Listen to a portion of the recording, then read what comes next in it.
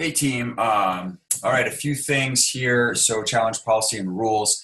Obviously, this is something that will probably change as we continue doing the challenge, but I just wanted to put some stuff out there right away.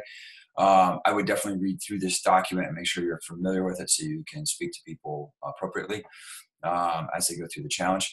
How to win the challenge. A lot of these things are just highlights of making sure that if they feel like the nutrition plan isn't working for them, that they then are required to send in pictures of their food, pictures of their groceries, and pictures of their food log.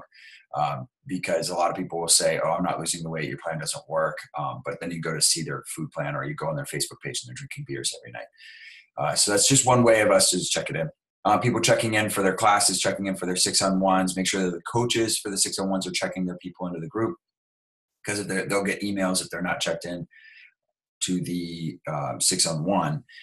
And then we have to respond back saying, "Oh no, the coach was supposed to do that." So coaches for the 6-on-1, please make sure that you check your people in. They have to do the weigh-ins. They got to do the halfway check-in. Really important, whether or not they're on the green play, which I'll explain later, or they're doing the credit forward. The halfway check-in is super important to make sure that they're connected with the company.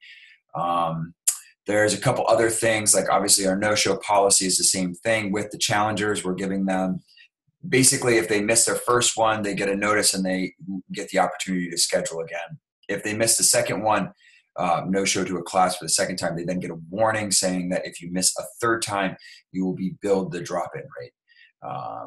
If they want to drop out, they need to have proof of illness. Some people will just drop out just because they don't want to do the challenge anymore.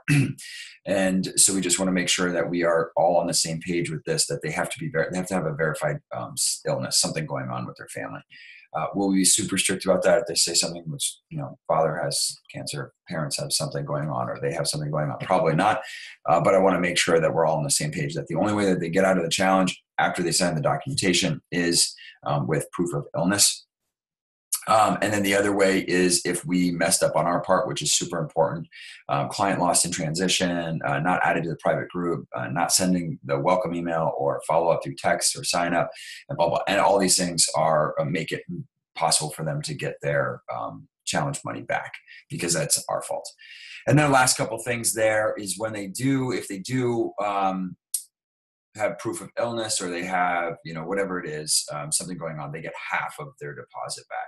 And that's half of whatever they put in. So if they only paid in, if they did like half of the payment, so 300 or something like that, then they would only get 150 back. If they did the 500, they get 250 back. So whatever they actually paid in, they get half of that deposit back. But yeah, so we'll be adding more rules to this page, this document, and I'll keep uploading it and making sure everybody's on the same page. But just a quick, easy cheat sheet for you to know exactly what we're asking them to do and why to complete, like how to win the challenge, what the rules are for them, so you can speak to them and know what's going on. All right, thank you.